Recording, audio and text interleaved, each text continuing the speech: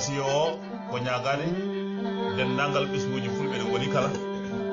ko yo en battodir haqqillaji ganden en mbawa yaade gaga leñol men gonɗen noon koye jamanu mondialisation gonɗen koye jamanu civilisation gonɗen koye jamanu molmotodiral leƴƴi so tawi en ndenaji ɗo paaɗen ɗo moƴƴani mi haali ɗum e jewte kewɗe mbimi ɗo e duuɓi temedere ene hula hor ɗemgal fulfulde mayde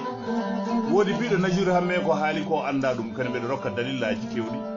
kala wuuro ngo garɗa wuuro fulɓe kala leydi ndi garɗa ko leydi fulɓe sa ƴeewi sukaɓe less less ko wiyete la génération consciente fotɓe arde ɓe en ma dañ hen mette kewɗe nde wonnoɓe jiggima fannuji goɗɗi ɓe goppi hanki mabɓe fina tawa ene saɗi hande sukaɓe rindiyankoɓe jooɗotoɓe hande ene keɗo hoddu walla ko kaleten ko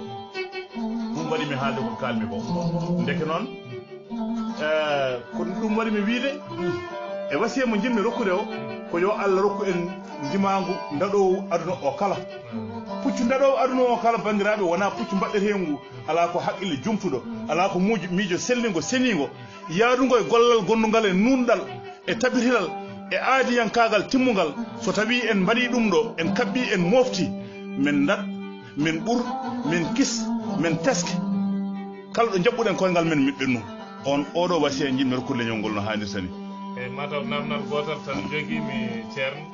e holkadi wasiya joguiɗa e min ko musidɗo mon Mamadou Djuma Ba lo leɗɗo guelongal toon e toon to Mayi hande noon ko radio men Pinal Nioro e ko adi ko foof hol wasiya joguiɗa fewde e jaydiyankoɓe leñol ngol ka jaydiyan wonko kumpitiɗa e jayde e hol kadi wasiya joguiɗa fewde e cate meɗen ɗe ganduɗa gari ummima e caggal leyɗel nde ha e nder leydi men ndiɗo l'islam e Mauritanie hol wasiya mbiyata eyyi to banggue wasiya jaydiyankagal ko hunde mawde hanki o wonno jaydiyankagal wano musidɓe tedduɓe eɗen gandi jaydiyankagal ummi koye jayde ko tabalel tokosil ko tabalde fiyeteno mi haali nane mbimi so neɗɗo andi pullo ne jogui ko fanori jayde ko tabalde wonno tabalde nde ko haalore kala ko nde fi ene anda ɗum ɗo ko mayde ɗum ɗo ko kabaru ɗum ko woni hande noon Allah itti ɗiɗon miijoji wonti maaje ɓosoje kaaloje maaje jaƴƴe tawi ko wiyete internet ko wiyete ɗum ko dokkanmi wasije to banggue jaydiyankoɓe yoɓe tinnoɓe cañodira wona ɓurde wawde haalde wona ɓurde andude ko haalata wona ɓurde janggude wona ɓurde ɓingu moƴƴagu yoɓe tinnoɓe cañodira yoɓe tinnoɓe mbattodira haqqillaji kala ɗo mbawi tawodirde goto fof yo yejjide hoore muɗum ƴeewa goɗɗo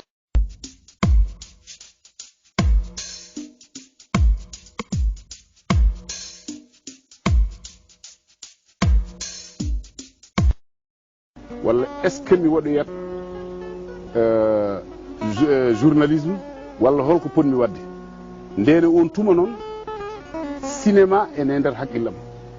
gurdam mam fof ko siti wadde cinéma gati nden hayno min goni sukaɓe min pijirta carton ngaji kam waɗananno min ko boje waɗanno min a nate min kuɓɓe sondelaji hamin joué cinéma haqqilla men e ɗum e nde kemi bag noon heddi hankkadi min mbaɗa remplir kayitaji pour wadde orientation alors mbimi jinmi ko wadde cinéma kaɗmi ɗon mbaɗami affecté conservatoire école des arts ko taki ɗum par ce que école artistique ɗo e Sénégal nden ko conservatoire tan ko hoɗoɓe yimoɓe fewɓe bawɗi donc mbaɗmi toon animation culturelle ko ni gardumi ɗo e conservatoire Allah waɗi noon chance e on tuma mbiɗe galle mbiɗe ari ɗo mbiɗe jangga fuɗɗimi janggude ɗo conservatoire ɗo min e Baba Malen hamin kawra hamin ñalda hamin jaada hamin mbadda musique min mboɗo continuer gollam pour wadde archive mboɗo soodi appareil am photo noon e on tuma e mboɗo yetta hen Esam Abdoul Ndiaye nden ko député maire de Bakel caisseur assemblée nationale e ballimi Ibrahima Won ko directeur général de la sûreté e on tuma kañumne bamum danaka ko kañum nehimi ene jeeya neɓen ɓe to Matam. Eywa Allah rokkimi noon chance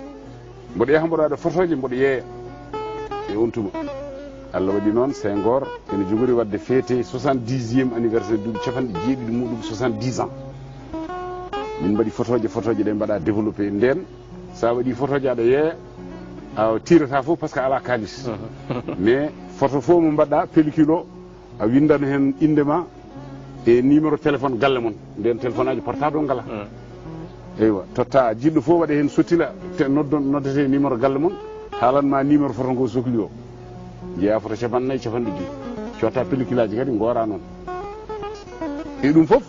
ko wona ronkude miɗo gonmi walla ronkude miɗo ñammi mais ko il fallait que mi ƴeewa wadde développé mi ƴeewa avenir photographie e avenir ɗum no yarata.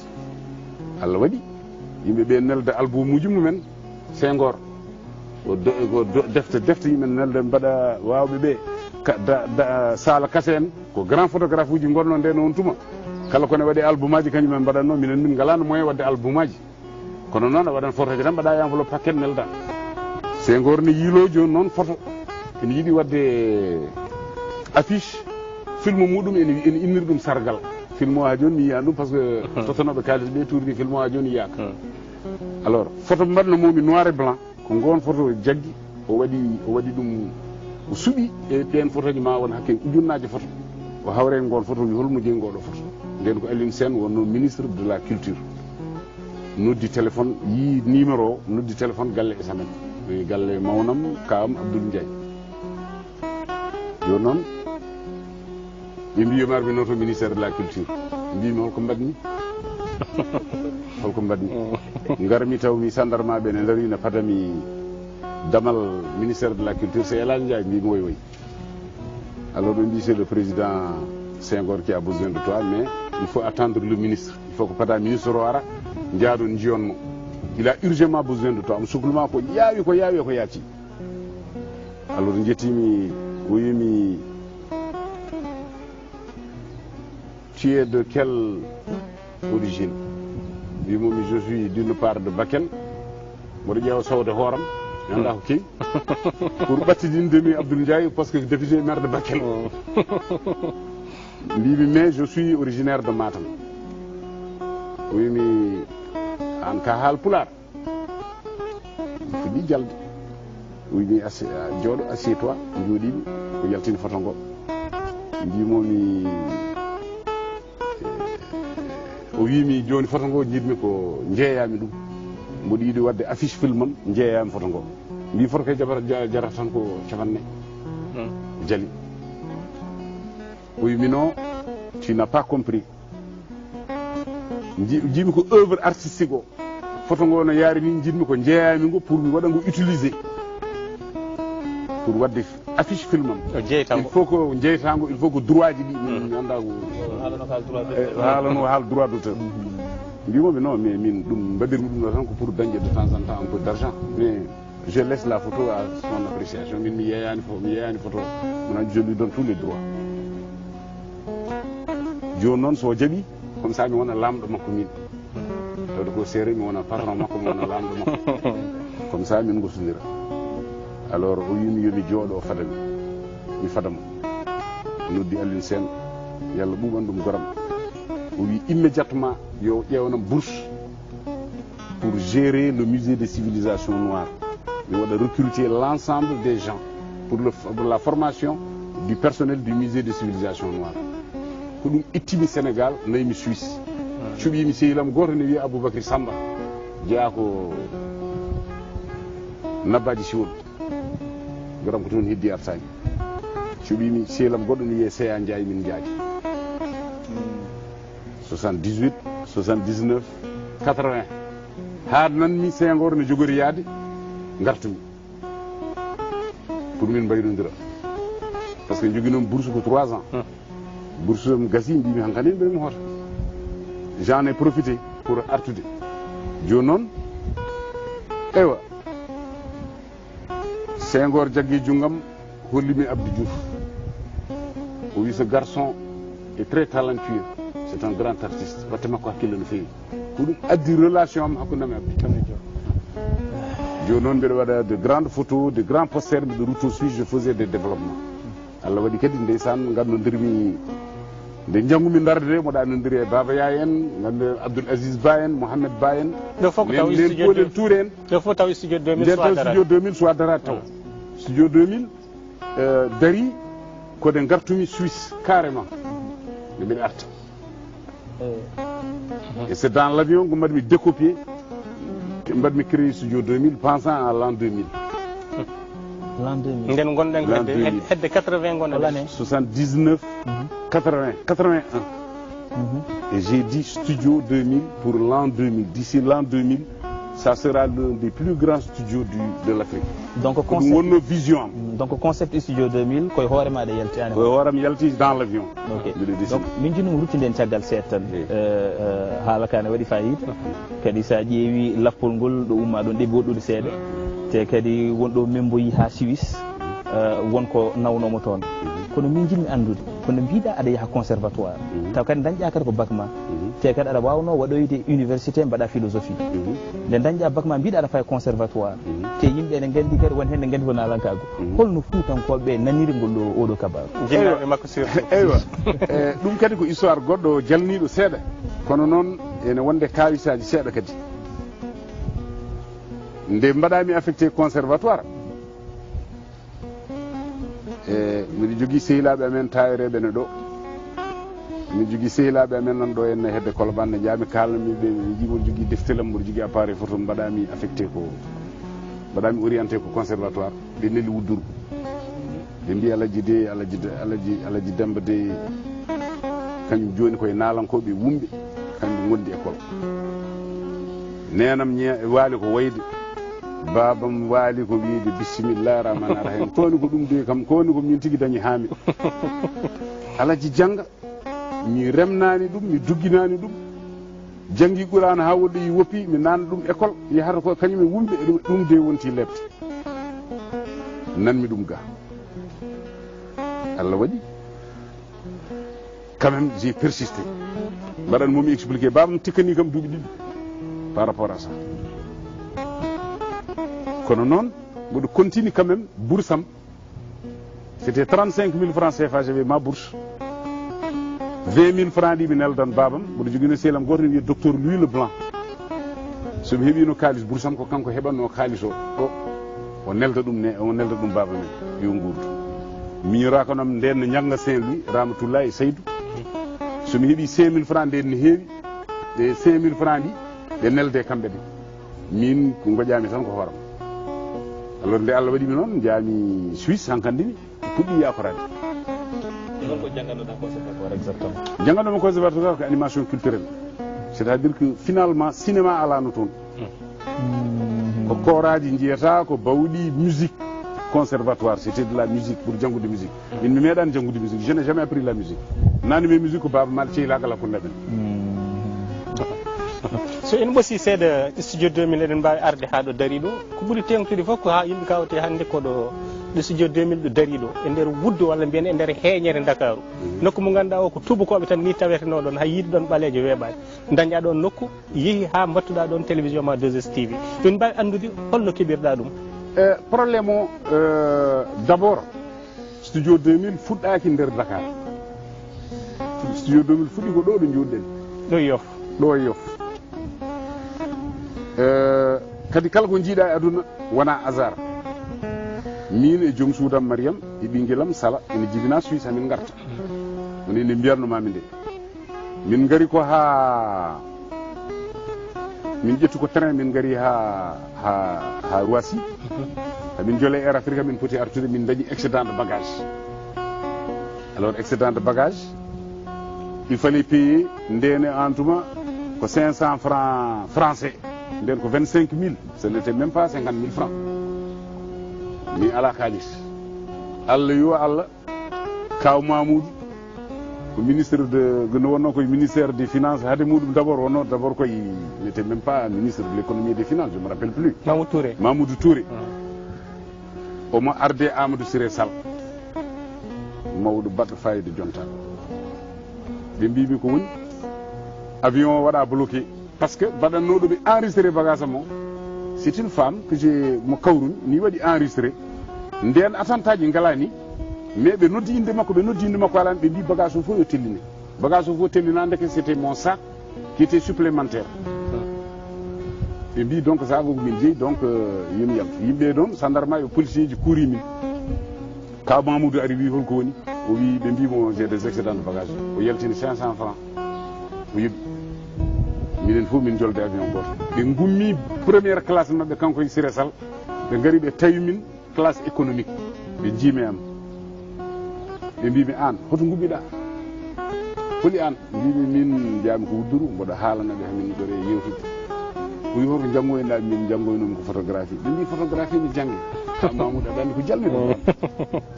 Amadou Siré Sall wimo il était directeur des domaines à l'époque o wimi joni noon mbimi joni mboɗomi hoota tan e gueɗe Allah hankkandi kay mi anda ɗo faami wiya tan ma Wudduru ma tan ɓuri tam hankkandi j'ai terminé mes études mais j'ai envie quand même de rester au Sénégal o wimi aɗa jogui ɗon papier mbimomi eyi o yaltide bic ɓe ummi ɓe jiimi am de o windi e kayit attestation comme quoi o rokki kam terrain Yoff par ce que zone technique nan ɗo gonɗen ɗo hande c'était prévu pour une zone technique, c'était prévu pour un marché. Ici c'est prévu une clinique, de l'autre côté c'était prévu pour une école de formation professionnelle. Il y avait une pharmacie à côté. Nden ɗo ko jinneji ɓoli gonɗo e yahoɓe laabi men e Salane o windanimi attestation koye nder avion o wi mercredi kayit mo tottumami o gara mi hesɗitina mo o tappe o fewnite garmi mercredi ɓe mbaɗi réunion o waɗanimi attestation ko ɗum marumi galle attestation mbaɗi cikkumi ha joni ni réglane taw yejjiti c'est après que j'ai régularisé watta un bail de l'état donc 1200 mètres carrés plus 2200 mètres carrés derrière o wimi zone oɗo foof aɗa wawi wadde ɗo musique ko ɗo studio 2000 fuɗɗi c'est là où on a commencé à enregistrer nden Oumar Penen sukaɓe foof minen fof ko ɗo min baldatno Thione Seck tout le monde Youssou Ndour en kam fof ko ɗo ɓe garatno min uddi studio 2000 mboɗo jogui magnétophone goto wiyete ko Revox ko 2 pistes nden yimɓe fof jour dat tan momta ha laaɓa feewi fewani guitare so ɓurtani a fuɗɗito ha laaɓa à zéro c'était pas nden wona adan piste par piste alors min puɗɗi ɗo min mbaɗɗo boîte de nuit goto wiye Galaxy et puis sukaɓe fof nden ko ɗon ndendata alors c'est comme ça que j'ai eu ce terrain là oɗo galle ko ni keɓirmi ɗum kadi c'est pas un hasard ɗe dede so woni ɗo joni noon joni noon nde min mbaɗi ɗo usine o min mbaɗi ɗo déjà studio 2000 ko entreprise hooram e indam min joom suudam mbaɗmi ɗum nden mi waɗi ɗum hami gayni heddi ko sukaɓe waɗoɓe ɗo enregistré ɓe nden dañji visa e yaade lakara foti il fallait sa waɗi enregistré kadi nden ko Youssou Ndour tan jogui ɗo possibilité tawni yaltin ɗo caafa coli en ils avaient des moyens par ce que ndeysan waji goto nde wiyetenoɗo oɗo Mas Jokane Touba auto cassette kanko tan fewnanno ɗo cassette aji o hirdanno ɗo o yaha Paris o yaha France cassette o fewna 20 000 30 000 cassette o adda joni noon heddiɓe ɓe mbawa ɗum wadde par ce que ɓe ngalano on popularité ko Youssou Ndour tan jogino on popularité heddiɓe ene jima kono noon koye boîte de nuit jaami coni mbiɗa hayni 504 brek mbattumi rondade Oumar Penen soɓe jeehi balafon hande ɗo immeuble fadde woni ɗo ko nden ko ɗon ko boîte de nuit mi arannoɓe somi araniɓe ɓe gara ɓe enregistré soɓe joui toon jamma ɓe gayni ɓe gara ɓe ɗano ɗo so weeti subaka ɓe mbaɗa ɗo enregistré ñalawma so hiiri kadi ɓe jaaha ɓe joué ya ko ni min goori min ngala jamma min ngala ñalawma mbaɗmi enregistré jiguen Dakar Ndiaye de Ismaïla Lo ça a fait un succès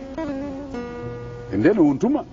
studio goto ne ɗo wonno studio Golden Baba wiyete Senghor ɓiyi ko ene joguino ɗo studio ne fuɗɗino ɗo studio el manggal wiyete Golden Baba 10 milliards et 10 milliards que l'état avait dépensé kono noon yahani par ce que gestion et vision wonano gotum te kadi ko ɓi lamɗo wonno ko ɓi Senghor mo heewi ɓe kewi kalis musicien ɓe dokkete toon kalis kono ɓe jimata andi musicien sa watti ɗum fonctionnaire tan walla peintre sa watti ɗum fonctionnaire a wonta dañi muɗum ligguey musicien il faut ko yeeye œuvre mum walla waɗa peintre œuvre muɗum yomno kalis totta ɗum et c'est comme ça que ça a fonctionné joɗon hankkadi Allah waɗi sukaɓe fof ko ɗon janggi Ousseyn Ndoyen Tafa Thiamen fof gari des techniciens de son nden ko min waɗatno son min e joom suuda on faisait les prises de son ici alors Allah waɗi ene reɓa à un moment il fallait leur créer une usine de fabrication de cassette e nder oɗo salon usine o ko ɗo wonno min mbaɗa dupliqué des cassettes ɗo ƴettumi laawi cuunen cukalon sukaɓe tokoto mbaɗa formé pour machine aji min gaddino kadan première machine deuxième machine ensuite wonti ɗo min batti wadde 5000 cassettes 10 000 cassettes 20 000 cassettes haali jeeyi ko ɗo mbalan noon nder kolde on ne pouvait pas imprimer sur les faces des cassettes wotti kankandini ɗo hankkandini sukaɓe fof gara ɗo siré malien ndeysan Ali Dia en fof adduno ɗumen ko ɗum joni Allah waɗi ɗum ne waɗa avancé eywa en un moment sa waɗi musique a waɗi enregistré a filmi pour filmude il faut ko nodda RTS ɓe gadda caméra on naɓɓe gara ɓe filme yimɓe ñalla dogde ma jeena chauffeur gaddowo caméraman o kalis ma jeena animateur o kalis auto ma mbaɗa hen carburant min goru noon mbimi ɗum juutata jami codoymi jami to soni tottimi 2 caméras et un petit banc de montage min mbaɗa clip aji min monte sa yi kadi RTS sa yenani ɓennata ndeno on tuma ko Youssou Ndour tan famirta Allah waɗi ene reɓa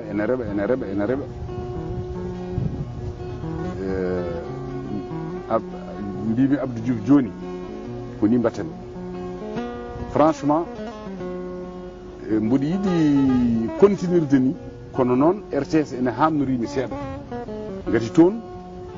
Baba Malen Ismaïl Lo en Oumar Penen hay goto wondaka kabaru men clip uji mumen pasata e min ko ɓen mbaɗatmi produire joni noon probléme o il fallait que ɓe dañane solution mbimi Abdou Diouf joni en 94 mi yi hankkadi ha 94 mbimi joni j'ai besoin d'une grande base parce que je veux faire des studios de télévision pas une télévision studio pour tourner de télévision mais pas chaîne de télévision il faut ko ɗon kadi laaɓa parce que dañde ɗo tournuɗa studio e dañde e wadde télévision hebde licence wadde télévision o daari he yew mon nga yenu télévision avec tout ce que cela comporte ce que l'État a fait pendant 40 ans il te faut des professionnels goram mboɗo siftara mo wonde général won mbimomi ayi min komi rasta noon jiɗmi tan ko ƴeewen no mbaɗɗen min jeune ha aduna firtomi wattama décevoir par ce que ƴeewanam tan endroit il faut que mi daña endroit ɗo mbawmi tournude o noddi Ibrahima Faye ndeysan e on sanga kañum wonno directeur du patrimoine bâti min ñalli yiilade samedi e Dakar min ƴeewa les trucs de l'état les ruines de l'état ɗo min gari koyeme ɗo mahotako mi ɗo ne famdirimi o hollimi ɗo galerie nationale woni joni ɗo nden ko oɗo ka wonno ministre de la culture Moustapha Ka wonno ministre de la culture ɓe kollimi nokkuji goɗɗi mbimi ɗo famdiri kam min jeeyi hamin certa o wimi mais an viens il y a l'ex-douane là où il y avait la manutention africaine c'est pour l'état o wi mais dama ko fatti mais kañum dem oɗo Ibrahima Faye ne wonno ko danan ko neɗɗo moƴƴo te nden laamu ko hay paquet cigarette ɓe mbaɗanta mo parce que yimɓe ɓe ils étaient entiers ils étaient conscients de ce que ko neɗɗo yiɗi wadde koye ɓe gandan ɗum eɓe paama law min gari min dari ɗon kangaɗo goto goramma ɗum ko rastaman ko ɗon jooɗoto no ƴeewi mi jooɗi mesara ma mbimi oɗo yo ɗaccu ha kikiɗe mi naata nder mi ƴeewa min tawi kone toɓa ina heeli baafe ɗi fof bol no gujji lavaboji c'est tout délabré mboɗo sikki j'ai encore mboɗo jogui film uji mum e photoji mum mi weeti gartumi ɗon e Aline Bifo gardumi ɗon des entrepreneurs mo kaal ɗum fof doga mbimi ɓe bon joni andi mbatten Ibrahima ici ça m'arrange heddi noon hankkandini kayitaji min doga duuɓi ɗiɗi duuɓi tati Abdou Diouf windi waɗama approuvé kono il fallait signer le bail nangodirmi ɗo e nayi ancien ministre du budget min j'ai beaucoup de malchance avec les ministres du budget parce que soit koɓe pamata walla ɓe jawani famde o wimi tan ñett hitande o sali tan wadde approuvé le bail ha lewru korka goram mboɗo siftora oɗo cankiɗo goram no wiyatano kadi Diop Goura du Sud min kawri o wimi an mi nani hande a haaɓi Mamadou Lamine Loum mbimi ahan si seeɗa fiyamo ni o wimi nani an ƴettima mo mbima ala mi ƴettaki mo mbimi tan ko pustal o wiye ɗum o wi ɗum ko ƴettore o wi noon ar gay ko ƴettore lamɗo ko ƴettore lamɗo o wimi noon yo yaaf o wi an mbatten har jehen min e ma Ildo Goré par ce que an ka kangaɗo o jollumi ɗo e Chaloup o nayimi Ildo Goré o wimi kikiɗe mami yi Abdou Diouf tawde a wawa ɗum haalande kono so tawi e jahata kaɗa haɗay ministre de la république il faut que an hande mi rendirma sehil ma o wi o tawi Abdou Diouf koye kumtari wonno korka wonno mboɗo wonde Alseyne Ba mbimi min noon mi yahat Fouta par ce que min je ne peux plus perdre mon temps parce que mi fewniti gallo mi fuɗɗi wadde studio jam mi ronki parce que il fallait quand même l'approbation pour que banque wawa ñamludemi kalis e sino ko bayi parce que il fallait que mi waɗa ɗum nantir joni noon ɗum woni caɗele ɗe mbimi bon tawde ko noon yomi yaa tan o yo haalani Abdou Diouf kikiɗe min e lawol Fouta min jeeyi ha hedde min ɓattoyi presque Louga hein tan min gari ha hedde Saint-Louis tan dañi téléphone ɗo ɗon wi an mi naninoɗo yaha station essence goto ɓe mbi won vieux goto téléphone ɗo wi rokki numéro oto ma sa ya ruccito joni alors noddini mbimi o ko grand o wi o tawde o momi kam o tampi mbaɗa andi tan ko Diop noddinmomi o wi an ka kangaɗo arta ɓe mbi ya ar pour le bail là oɗo Mamadou Lamine wi ya ar ndeke bayo kanko jagguɗo ɗum omo ceeki omo weddi il fallait refaire un autre bail mbimi min mi yiiɗa mi anci mi woppi o wimi oto wat noon revient dal Alfini wimi jehen tan dutto min dutti min gari ɗo ko subaka min garti ɗo joni noon eɓe jiinomi directeur des domaines oɗo ndeysan Diop o wimi kawren bureau ko dimanche yimi dimanche en kawri bureau ma holno tappirta o yi noddu secrétaire makko pewnowo les bola waɗoɓe kayitaji ɓe gari mbimi aha noon joni tawde en pelliti wadde ni mbimi article nangam jimmi ko change ude min ɓeydi on article mbimi tant que ko mbanmi hen ko pendant les 2 ans montant o mi waɗani ɗum mi heɓtani on ɗon kalis te komi ñamliɗo banque mi fuɗɗata ko yobde luwas calcula halis o presque ma won 50 ans mbimi wurata 50 ans caggal mum somi jiiɗi somi maayi kefte galle o c'est comme ça que j'ai eu ce terrain là ɗo gonmi ɗo sur 3330 mètres carrés joni en ɓosat joni probléme o ko holno télévision o yaari eyyi holno ardi min mbaɗi studio ji min gayni nden min mbaɗi studio ji min gayni min puɗɗi tournude émission goto ɗi wiye Ki Kanla e Mariam Selli Kane Ki Kanla addi ɗum ko wonɓe à l'ombre suuɗiɓe ɓe ganduɗa hay goto yiyata ɗumen télé ko wayno Francis Cheikhna Ba en ko wayno Yalla Ɓuuɓan en goram taw ko yimɓe men radio ji wonɓe radio ji oɗo gonnoɗo RTS cankiɗo no wiyatano kadi Tidiane an Yalla yurmomo yaafomo il fallait ɓen yimɓe ɓe ganda ɗumen koye radio ji tan naneteno min mbaɗi émission on ɗon min invité Baba Mal première émission deuxième émission Ousmane Touré Ki Kanla jaami première émission waɗi cartonné yimɓe fof mbi wo décor o ne yooɗi ɗum koye ne yooɗi koye hoto ɗum tourna wona RTS mbimo gaddani kam haala deuxième émission min gaddi ɓe nanggui ɗum pendant 25 jours ene jogorno dobbe une semaine après troisiéme émission ɓe nangi ɓe mbi non non maintenant on ne diffuse plus sa yiɗa a yoɓat mbaɗa diffusé mbimi malam faami présidence tepto ring nden hakkudemi Abdou Diouf ala audience so wiyete noon ko couloir am ɓennami mi honga bureau général on o yoko woni wiyamo Chérif ma o jiɗmi yiide Allah waɗi omo duusa Chérif goto tan o soñimi El Hadji ça va o nani danam oui je savais que c'était toi nani mi jooɗo qu'est-ce que toi mbimi moi j'ai besoin d'avoir une télé je suis très fatigué parce qu'à la RTC tout est des problèmes jangtani momi kalanmomi haala fof o wimi non aɗa mbatten tu as déjà ton truc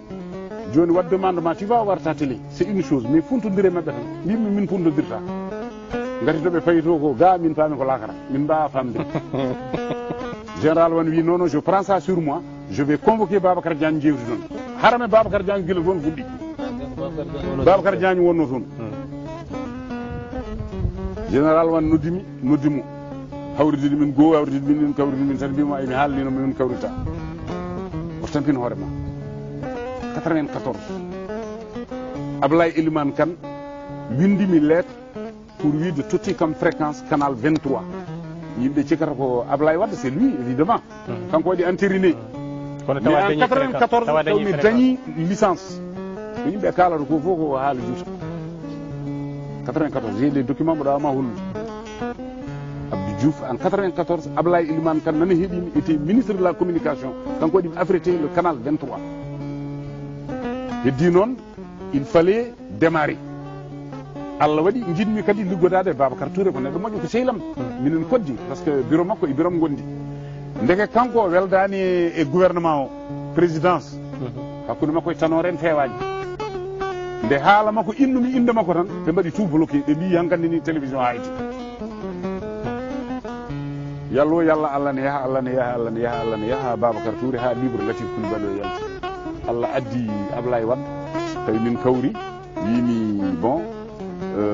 man sa dossier man mako yor min kawri sali o wonde joom suudu makko nden wonani président nden ko ministre d'état nden ko ministre d'état omo yalti gouvernement o wimi ay an dossier ma ko min jogori ɗum hoyɗi ko min jogori rokkodemi télévision par ce que dossier ji ɗi moƴƴani fof ko min ɓe totti kala koɓe jiiɗa wadde réalisé ko min ɓe totti ɗin dossier ji ko min ɓe totti mbimi a bon tan jalmi mbimi oɗo noon o neɗɗo noon o ko haali ko ɗum jogori wonde sa renaki min kasidudi mine makko e joom suudu makko wiyete subaka min mbaydodiri konmi o hoosi ko ɗon gaddumi Ablaye Wade guila e départ somin pini subaka ha sali somin kasidi min gayni goto fof wona tindande goɗɗo ko ɗon addi relation mami makko joni noon Allah waɗi mboɗo jogui fréquence am kono mi wawa dognude mi ala autorisation mi ala droit o wimi joni so Allah walli kam hami heeɓi pouvoir mami walla mbima heɓat tawde ko ni Allah waɗi o laami yimɓe fof cettima komin waɗanimo prestation makko serment matériel am komin waɗanimo prestation serment entre les deux tours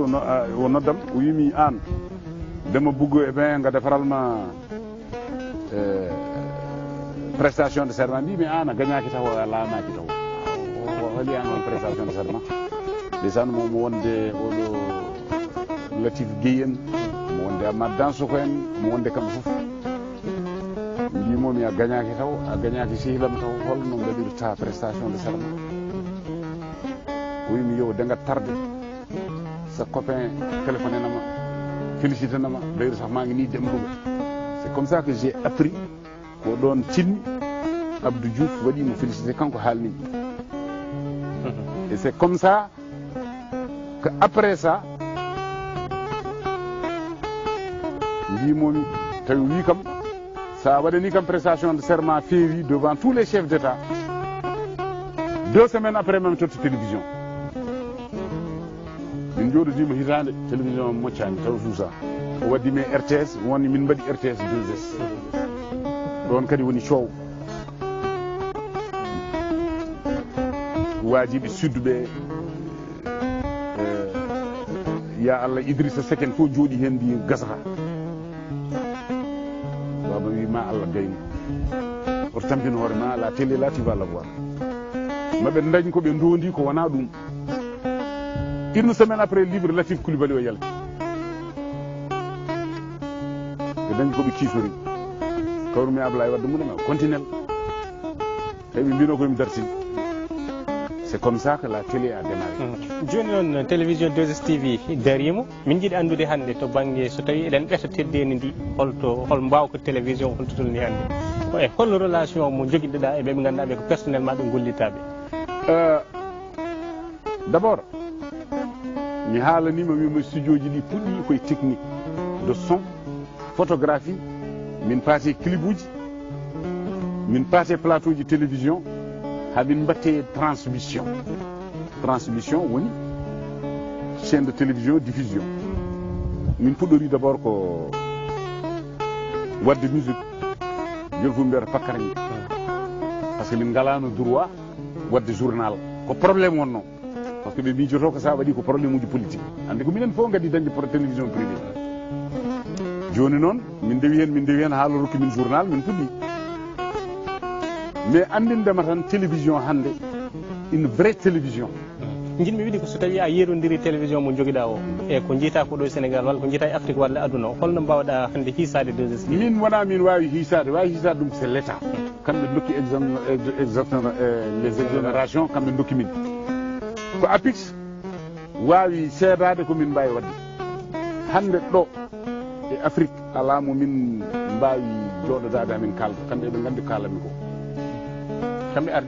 ardiɓe télévision ngaji ɓe fof ɓe gandi ko kalanmi ko par ce que min gonde 3300 mètres carré min donki hen hedde min totitama route de Rufisque 6500 mètres carré matériel ma ronki faaɗi min tottama 8000 et quelques mètres carré faaɗiri min joni min naagui ko hebde tour makki wimin ma wallu min keeɓa une grande tour et ça sera le symbole de l'Afrique et de la diaspora en face de l'île de Gorée. a haalino haala kikanla so tawi en piri ɗum firti ko holi o yaltinde neɗɗo gonɗo nder mo yimɓe nana taw yimɓe gandano ɗum ɗon ha yimɓe gandi hen kadi a haali kadi hakkude ma e yimɓe RTS ne gadduɗa concept ma foof kamɓe ɓe donka ɗum yaltinde walla ɓe calo ɗum ɗon yaltinde ha an gummiɗa ɗon aɗa namdo fréquence uji kono min wonko haawi men seeɗa kadi mboɗo sikkete ko ɗum haawi ɗum ne wawi hawde ɓen ɗon yeeɓoɓe 2STV Elhadji Ndiaye ko Léopold Sédar Senghor hokki ɗum bourse yo ya janggo e Suisse Elhadji Ndiaye ko Senghor présidenti ɗum e Abdou Diouf te eɗen gandi Abdou Diouf ko ɓinguel Senghor ko Senghor tottimo laamu yo jokku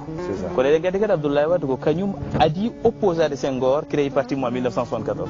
mais holno Elhadji Ndiaye wawiri liggodade e ɓeɗo lamɓe tato ɓe gandanɗa hoorema opposition nan hakkude mabɓe kanko ha golle makko mbawi yettade 2STV? min komi jibinami ko wudduru komi ɓi jonguro jonguro anda parti anda politique garɗo fof ko ɗon jippoto babam wonno chef de village de wudduru j'ai reçu tout le monde mi gonmi cukalel parti ji politique fof galle men jippoto gati wiyeten jeehe galle jonguro te neyimi ko Oumar Hamadi Alpha chef de canton de Guénar jinneji e hangaɓe moƴƴuɓe bonɓe fof ko ɗon kawratno donc min nehiɗo e nder Matam mawne jeere Matam mawni galle Allah Djibo Touré aɗa andi min ɗum annanimi mais ɗum fof wona hasard mi haalanima relation am Senghor wona mi haalanima relation am no Abdou Diouf ari wona nde en 1993 mboɗo addi ɗo une grande sonorisation mbaɗanmi meeting Abdou Diouf codmi ɗo camion ngaji mboɗo reemu Ablaye Wade neli ɗo Ousmane Ngom wimi tinno minen de min ngala sono nden woddi koye usa ene yimɓe hewɓe mbimo sa yi a dañata gati ko ɓinguel Abdou Diouf o ari nden babam ne ɗo suudu babam ɗo e nder suudu he wonno babam wi ɓigguelam ya yimɓe fof potema kono noon ya wayno sehil ma Abdou Diouf jami tawmi Abdou Diouf ene wonde général Wane ene wonde Cheikh Tidiane Dièye neɗɗo moƴƴo un grand conseiller omo yalta tan mbimo ɗum damal ngal de o wimi ah non ya le général mbimi non je rentre tan puggumi président Diouf uddito wimi woy Elhadji ça va mbimomi min noon mboɗa aani seeɗa o wimi ko woni mbimi bon campagne fuɗɗima mi waynima mi namnima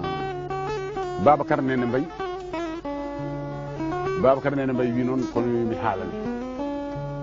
mbimi Ablaye Wade neli neɗɗo galle amen wi yomi armi waɗana ɗum sonorisation stade tano jofoɗi junggam mo nani mi nder ko uddi Abdou Diouf wimi il faut le faire ɗum ya wadde o wi la roue tourne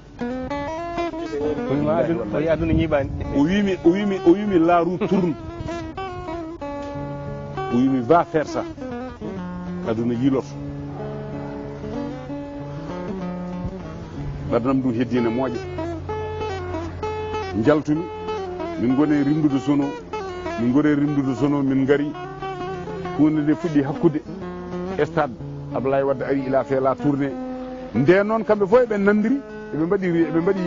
mbaɗi subaka eɓe mbaɗi réunion ɓe mbi artiste hay goto to yayimuno e Ablaye Wade o ronki tan nalankoɓe yo jaa noddaɗo fof murno wuute wiya hani Demba Dia goto e rogbal e lemzo jamono jaɓiyade e on ɗon tuma pour settade relation aji hakkude Ablaye Wade e Demba Dia ko ɗon yimɓeɓe je crois donki famde Demba Dia kanko goto nooti Ablaye Wade e on ɗon tuma minen tan e nder stade ɗum ko yidde hollirde wonde no wiiri ni wonde an yimɓeɓe fof foti ma kala garɗo aɗa wawi gollodade mum joni min jiiɗi andude ko 2STV joni nana haala probléme ko fate fisque ɓe ganduɗa ɓe nan namde joɓani ga ɓe téléji men ne jogori uddede min jiiɗi andude ko adi foof an beele Allah ne hisnuma ɗum so tawi ɗum no Allah ne hisnuma hen hol peeje ɗe joguiɗa walla holɗum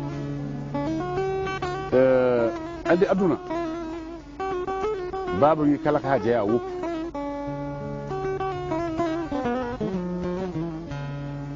e affaire fisque affaire lempo démocratie on ɗon ari tan ko joni kono nden mamiraɓe men e mamiraɓe président ji joni ɗi e woɗɓe ɓe fof kala mo yoɓano lempo ñallina lireteno koye nangue wiyema joɗa lempo kono joni yimɓeɓe jogoto lempo jagga kayitaji mon mbiye ara ray ko min jeeyi mi yoɓani ko ni mbaɗami andi kay joni andi kay démocratie ari wona kono nde wonno minen komin yimɓe komin fuutankoɓe wonko dogata e ɓandu ma a jaɓata e yaware ko ɗum taki sa waɗi facturé laamu ngu wiyanma ko saɗa waɗa facturé buuɗi nogas sappo e jeetati ɗi wersite min wona kalis ma ko minen jeeyi mbiɗa eyi mbaɗa facturé so jomum yoɓima poɗɗa ko yaade bersoya kono sa ñaami kalis o a ñaami kalis joɓɗomo e a ñaami kalis laamu ngu mbiya versade ɗum koye ko toñangue jeeya wo illa ɗum aɗa jogui employé ji ittana ɗum 5000 francs aɗa foti waɗande ɗum cotisation sociale non seulement a tottitani mo liggantoɗo mo a ɓeyditani ɗum a usti ɗum e salaire mum a versani lempo mbaɗa ɗum e poste ma kadi ñaama duttoɗa mbiya yoɓani ɗum wona e civilisation jeeya ko riba premièrement par ce que joom kalis o tottuɗomo ya tottu o on jeeyata e kalis ma ɗum c'est pas normal donc sehlam Sidi Lamine min kaldi wona goho wona ɗiɗi wona tati lempo yoɓete c'est surtout ka jeeya yoɓat jarani ƴettade kaari walla ƴettade kaari walla wullude kaari Macky Sall nelani hay goto yo ya lempo ya sa woni tan yoɓata kono an kam aɗa hiise on ɗon fan mais par ce que min mi meeɗani wasde yobde lempo aɗa mbaɗa wawi haalantema ɗo de sirlu mi yoɓi ha ɓe joguinimi 117 millions ko joɓatmi ko tellement comptable o il est tellement frileux ko kulɗo reedu yoɓi ha yoɓi 117 millions 117 millions wonno fote ɗuman temedere millions e million ngaji sappo e jeeɗiɗi mbiɗa holdema kayɗo mi windi joni ɓe mbaɗam remboursé par ce que notaire am yehi waɗoyde enregistrement juumi waɗi enregistré 117 millions de plus mbiɓe noon aha min komi joɓɗo ha timmini wona oɗon tardinami wona ma samba janggo wona ɓaawo janggo dutte kam kalisam illa ɗum mi jooɗoto hitande mi yoɓata minen mi waɗano yeddiɓe mbaɗat mi ɓoyi kalɗo fof mi wofa a hulani uddede mi hulani joni e nder kadi sa ƴeewi joni téléji ɗi ko ngari ko concurrence o no heewi hen ɓingu mbabago no heewi hen an e hoore ma holno gurduɗa ɗum guila yimɓe ma eggoɓe ne jaaha e wonɓe ummotoɓe banggue goƴƴo gaare ma holno gurduɗa on concurrence ayi aɗa andi ɗum aɗa andi ko siftintami ayi nde min dondoto kaɓɓe photoji hamin nawana sengorde nde photoyelam supta hen waɗande ko noon kiisorimi télévision ngaji keddiɗi nde mbaɗuɗa e photographie mbaɗuɗa men photographe en ni min guila jibinami komi piyo tan par ce que aɗa andi télévision wona bakkade walla e mantade jeeya c' est à dire que œuvre d' esprit wona yeeyde tamate walla uddide boutique walla sodde baguiji ene yeeya c'est une vision c' est à dire que aɗa wawi jogade télévision mais yo taw aɗa joguiɓe vision mais différence amen e mabɓe c'est que minen joguiɓe ɓe ko minen jogui vision ngaji koye amen par ce que min mi haalanima guila e adan ko cinéma tagui mi ummade donc télévision amen ko cinéma du début jusqu'à la fin a haali cinéma yidde tan ɗoftude namdal hammeyamo liigal ene haale ɗeɗo balɗe fof presse o haalata ko garagal Barack Obama wonde ko janggo jogorɗo arde en ganda no jogori waade téléji cuwa taw e hollude ɗum ɗon kono enen eɗen ciftora wonde Elhadji Ndiaye meeɗi addude ɗo henni biyeteɗo Vaydeyi e nder film kono anduɓe mo ɓen noddirtamo ko Pallavi Kulkarni holno keɓirnoɗa ɗum ɗon bandiraɓe yeɓannoɓe ɗum ɓe ene jiiɗi andude holno kebrunoɗa oɗo Vaydeyi holno gaddirɗamo ɗo e Sénégal eyyi ɗon kadi ko haare wonno kadi ko noon tan par ce que soɗon ciftora laamu ngu meeɗi ittude 600 et quelques millions tutti Babacar Diagne yo wat coupe des nations minen fof min nodda min mbaɗa réunion bureau Adjibou Soumaré kañum wonno ministre du budget e nden wiya téléji ɗi fof hawrama yo mbat filmé yo utilise image uji ɗi gati ko laamu yoɓi ɓe pini subaka ɓe mbaɗi hen galgal tawi minen min ñamlima kalis hewɓe amen ko ɗo dañi probléme uji seeɗa alors ɓe mbi min mbatta diffusé ko exclusivement waɗa ko réservé ko RTS e on tuma hawri ko film Vaydeyi o ene ndaara gasde lenimi ɗo jamma tan mbimi an kam Mariam et si on faisait venir Vaydeyi ici pendant la CAN on va foutre un bordel à n'en plus finir omi toi tu ne peux pas dormir a ɗanta ko mbimomi elami ɗanta ko mbimomi luɓam portable ma mi ƴeewa hol heure jonɗo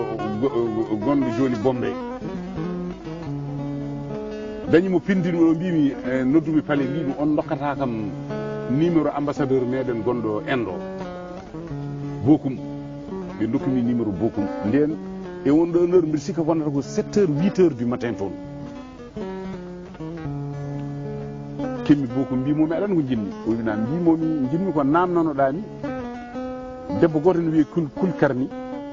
film o innira ko Vaydeyi producteur o wiyete ko naggam e naggam e naggam ils sont à telle adresse jinmi noon ko ɗo henne midi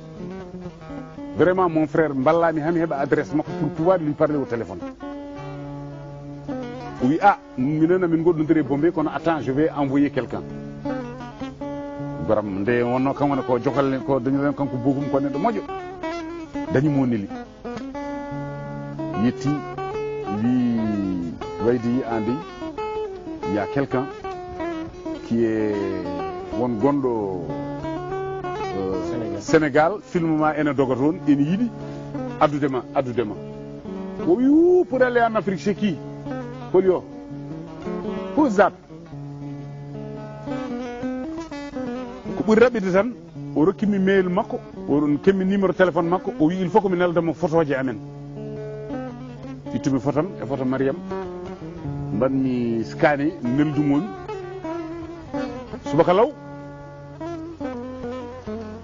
o ndaari internet o ƴeewi hol min hol amen hol société amen et cetera ɗon jamma o nodditimi téléphone o wi mi waɗi décidé pour arde Sénégal tawi o namnima à l'ambassade o namnima partout ko ɗon addi garangal makko ɗo nde noon o ari ɗo noon ari waɗi ko waɗi ko fandarami namdal ngal te nden kadi Allah waɗi goram oɗo Macky Sall nden aɗa andi o wonani pouvoir te o walli min no feewi et puis vraiment il a été très gentil o ari tawimi hôtel o arde sukaɓe makko pour waddemi appuyer otoje ɗe mbiɗen jogui mi andama taw ma artu joni joni namdal ngal waɗi min appuyé ko ɗum taki kulkarni arde ɗo tawde keddiraɗen ko heewani en ɓosat seeɗa ɓosgol jiimi ko e nder télévision ma kadi ene jeeya e particularité o yaaji udditanade ɗemɗe goɗɗe taw wona tan haalde ɗemgal français e wolof hannani hen ɗemgal pular ko ina wona jewte nayyi nani hen waɗa hen information hakkimintaji capanɗe jeegom e kala yontere ko yeeso fayi eyyi joni noon min jiiɗi andude ɗum ɗo an mbaɗirɗa ɗum tan ko weltinde fittanuma saabu wonde mal pular walla ko hakke mo ittata walla ko holɗum nehimi koye ciiɓe mawnimi koye nder ceene gurdamam fof adunam fof ko haal pularagal je me sens et je le sens artistiquement pijirmi ko ɗum donc golle fof mbawi gollade ne so tawi haal pularagal ngal ɓurani hen hewde mi tampat par ce que aɗa andi hay saɗa tinnaneɗo walla aɗa daara e nder ɗemgal ma sa wañciti ngal a watti ngal e français tan welata gonga walla ko ɗum taki ngalu en ya Allah yela en e ko heddi ko nde ladde d'un village à l'autre wiyete wona nde ladde en ko wayi goɗɗum amin jogui émission ngaji goɗɗi ɗo en nayi so korka ɓenni émission ngaji goɗɗi amin jogori addude par ce que wona tan wolof on le parle mais wolof haalete tan ko ɗo henna koye presqu'île du Cap Vert wolof alaɗo yeehi yeehi tan yo wolof koye nder Sénégal tan haalte mais pulagu sa yeehi pulagu hande dans la diaspora sa itti pulagu e diaspora ala ko heddi a wari ha maayi kono beele ɗum ɗon beela tampinanima to banggue gartam ɗam saabu beele bandiraɓe ma pamanima ɗum ha mbawi notitade hen e wadde junggo men hen eywa ɗum min mi anda ɗum par ce que hewɓe ne balla kono aɗa andi min ko ɗaɓinimi e ballal wona sababude kaali mboɗo yetta hen Ablaye en mboɗo yetta hen aussi Saydou Kane en vraiment ɓe joguima yam jurum en un moment ɓe balli kam no fewi andi ko yimɓe yurmotoɓe ko yimɓe kadi moƴƴuɓe kadi bon eɓe gandi no teddi par ce que hande ma won presque 18 à 20 milliards ko min dondi hande wona e ñamande mais e matériel tan e bagage bon heɓra ko sehilaɓe joguiɓe autoji joguiɓe des trucs de transmission taw ko tubakoɓe de grandes personnalités qui ont rêvé qui ont connu mon parcours ganduɗa ɓeɗo pinan tan mbiya rondo ɗiɗo autoji rondo ɗum ɗo par ce que min natti ɗum wadde utilisé mi yiiɗa ni waɗa min ɗo concurrence mais vas-y tu peux t'en servir taw ko mawɓe taw kadi ko gilli nder relationnel ene heewi fayida bon mais somi arte haal pularagal ngal e wallude haal pularen min jiɗmi tan ko haal pularen yo belto yo taw ko mbaɗanmi ko ene naftano ɗumen ko ɗum wontuno wondore à l'époque ɗum tan yoni kam baɗɗo hen ko walli min yo wallu sponsorisé émission ngaji nani hen ko wayno émission ma walla ko wayno émission salli walla ko émission saha sa mboɗo toñe salli mboɗema an ñallata ko hebde pucci e wutteji min mboɗo fi jinujam ha joni an wutteji e pucci keɓata ñande fo aɗa e wutteji mais moi ça me fait plaisir par ce que ɗum ɓeydata ko yaajjede to heddi noon relation am hakkudam e liggotoɓam andi min adunam fof ko relation sukaɓe ɓe liggotomi ɗe caméraman en technicien ɓe gondumi ɗo kamɓe ɓe ngala probléme nde wonno ɓe gandi min kala ɗo plonge mi kamɓe fof mbaddanen plongé ay caméraman ñoyi sukaɓe jeetaɗo ɓe fof koɓe mayɓe ɓe ɗantako ɓe mbatti ko ñoodemi ɓe mbiyata ko mais oɗo ala hakkille o sellani kanko o foftata ko hay dimanche somi ronkimo jaadumi min mi ala sehil mi noddat ouvrier goto menuisier walla mi wara ɗoftam mi ñalla yildade e Dakar min ƴeewa des décors et des trucs c'est ça la passion c'est ça ma vie min ko noon woni gurdam o haali haala gurdam makko no way kadi aussi an ha meeɗiya ɗo gummiɗa ɗo joni ene yaade concept émission wonde ngaalu gartam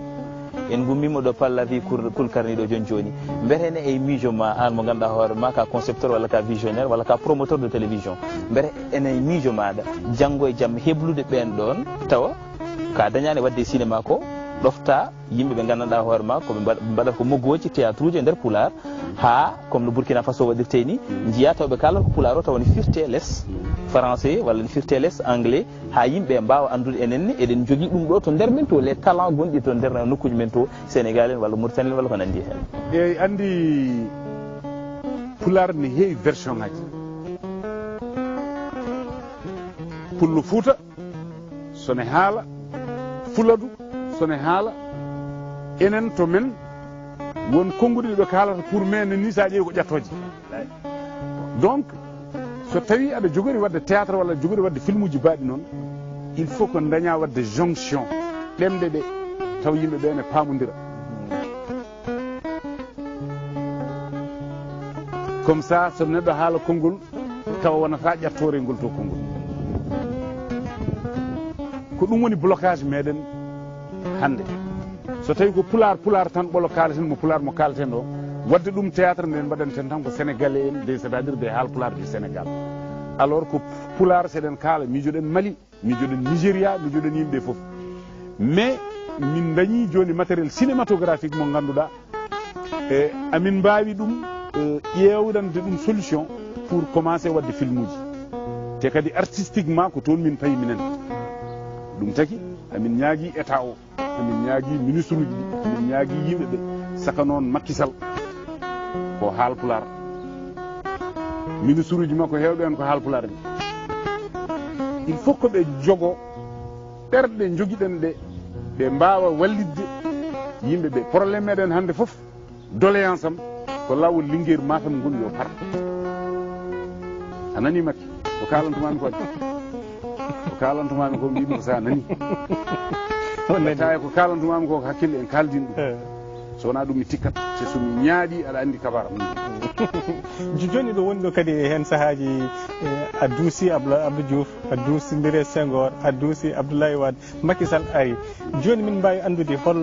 yiyande ma hande e leydi Sénégal no jogirani beele ina yonma walla on sikki won jolɗe poɗɗe sukkede beele jagorde ɗe foof ina mbaɗa ko poti ko wadde ne daari walla galle fof mo jiiɗa aduna jogui yolde no sukata mboɗo joguino mawɗo goto so daari neɗɗo haalde e muɗum woto ko yalla sukane ngal damal andi leydi jogade ɗum hande ene tiiɗi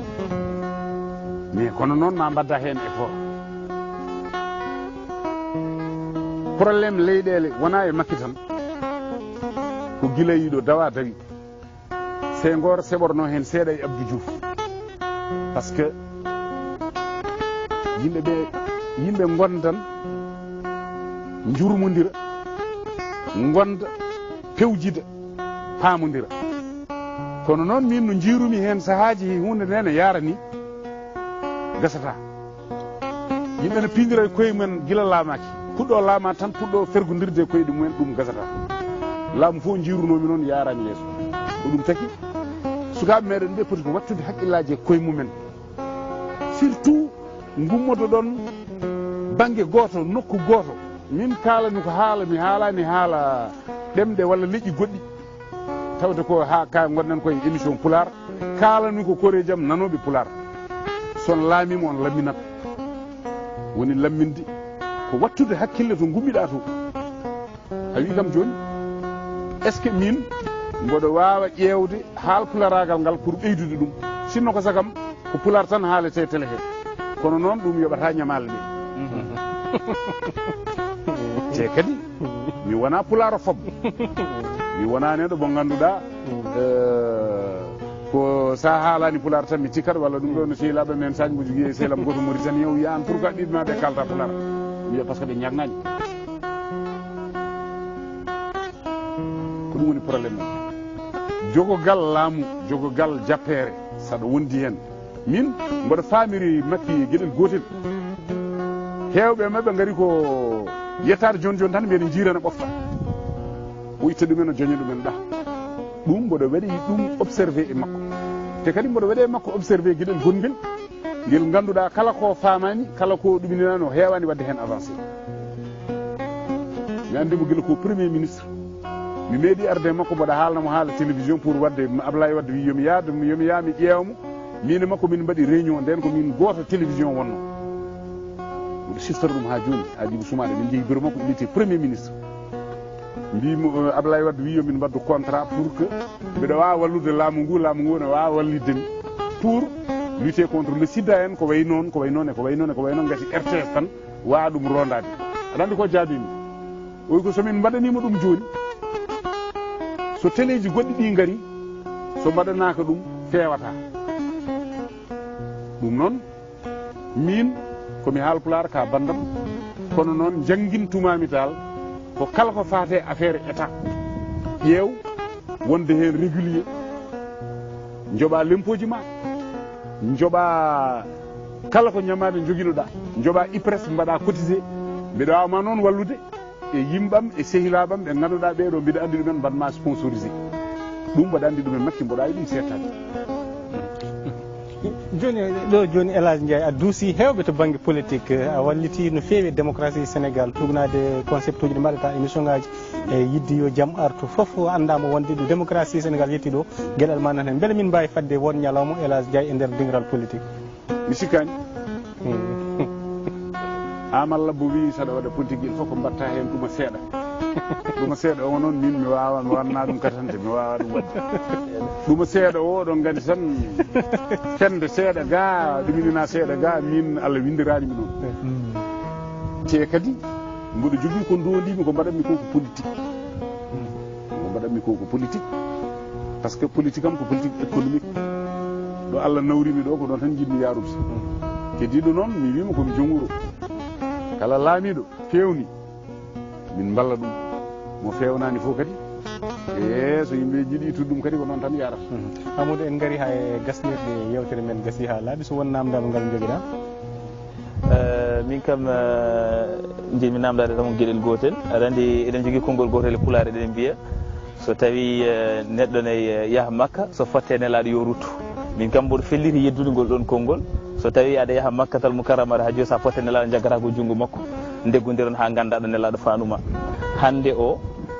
gonduɗen koye El Hadji Ndiaye 2STV wonɗo o ummi koye hay hunde o ummi ko yidde firtude omo ngabba nde tawno escalier ko less tan ummorte paya dow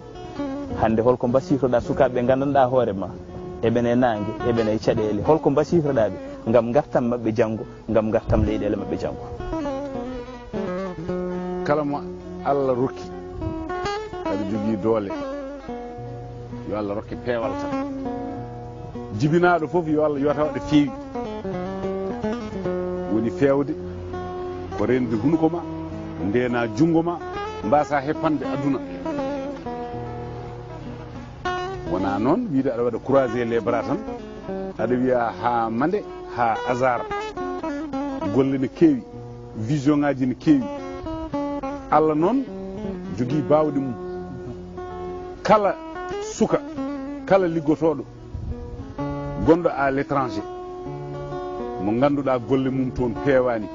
woni sukaɓe wonno jiirumi ɗumen golle mumen toon peewani ɓe gartu par ce que hewɓe ne wiya artude amen e joote amen to wuuro ɓurani min lebte aɗan ga en mais min mbiɗo waɗi sikki ko hande sukaɓeɓe gueɗe kewɗe nanɗo laamu ngu foti ko dillude sa yimɓaɗa haala lawol Linguére Matam so ngol fewnanoma joni au moins nden falde foof ma wurtu saabu ɗum kala mo alano oto ne wawi ƴewnede oto ene wawi ƴewnede waɗa transport basale gonta ñol ko heewi wonta bon tourisme ne wawi watten wadde développé eɓe mbawi wadde exploité ndiyam ne toon te leydi meɗen ene aaɓi ene remo enen ken jibinaɓe enen jibinoɗen tan ken remoɓe hol projet ji mawɗi joni gonɗiɗo yeeso ma ɗo an en tant que gardiɗo 2STV eywa min jiɗmi famdema tan ko aduna kala ɗo jiiɗa aduna hunde foof ene jogui tan ɗo haaɗi eno yaari mi sikkami so mbiɗa wuurta ko nguurnumi j'ai 62 ans oɗo yaari duuɓi 60 hannde ɓiɓe men nan ɗo sukaɓe men nan ɗo ko heddi wiyete tan ko projet ji garoji projet goto heddanimi e wadde somi heeɓi c'est wadde la tour wiyande de la démocratie mais la tour wonamo Kadafi o diaspora huccita koye inde goore so tawi ko coynimi ko Allah ene jogori wallude en ɗum président ene yiɗi ɗum daro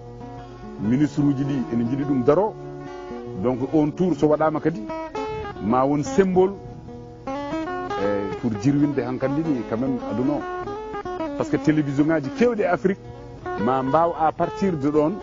wadde émettre dans toute l'Afrique taw cohlani yaade Eutelsat min jiiɗi ko sodde capacité spatiale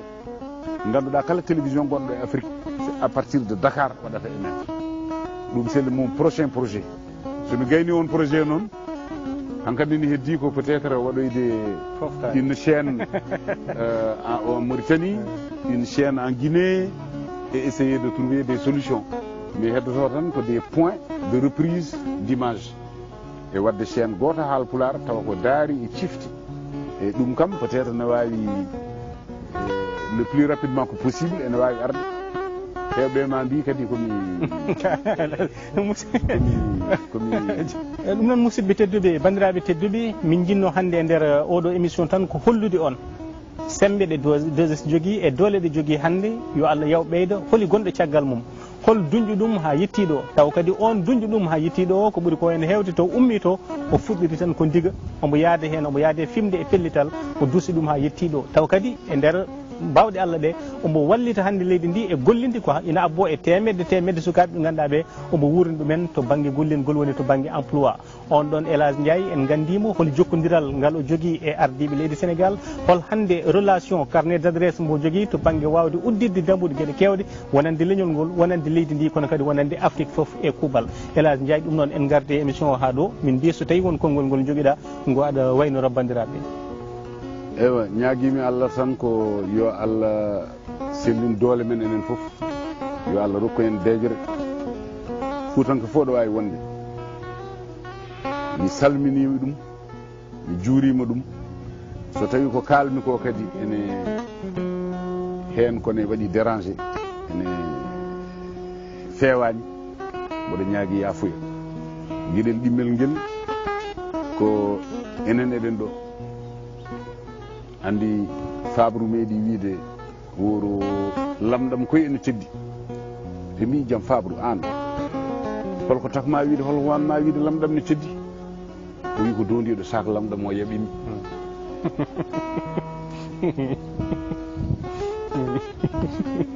ɗum noon Allah jarama on jarama jarama seydi tan ko jarama seydi oɗo bamum ko gaari mawdi ba saydi nden somin nanino Sar Tiba Sar ba Sar Amadou Seydou Ba ha haɓanoɓe Mauritanie Ibrahima Sar en ko caggal mumen minenne min dewi ko révolution o woni ko jiida tan ɓe tampino Mauritanie ɓe tampino feewi pour ɗemgal ngal minenne min mbawanno tan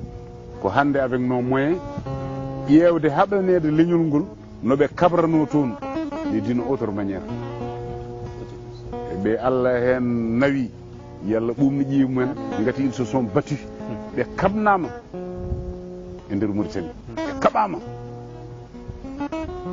leñom leñoŋaji ɓe kaɓama ɓe tampi ɗum noon yo Allah dandu en yo Allah wallu en sukaɓe onon on gaari joni hankkadi mi heddi ko onon e ƴetton relève bas Amadou mbiyatmi tan ko mboɗo yetta Allah no fewi potital meɗen hannde kadi mboɗo yetta sababuji kadi mboɗo wiya tan bandiraɓe sehilaɓe tedduɓe hettotoɓe yeeɓoɓe ayaw habrirde ɗimmere leydi Sénégal hono 2S TV kamɓe wonande joguiɓe eɓe jogui ko gandanɗa hoorema eɓe mbawi ñiklude gueɗe ɗe ha jara yeeso so tawi a woni a dañi ballowo ma anne a wallat ballowo ma beele enen fof eɗen jaara yeeso. Nous avons souci de l'avenir.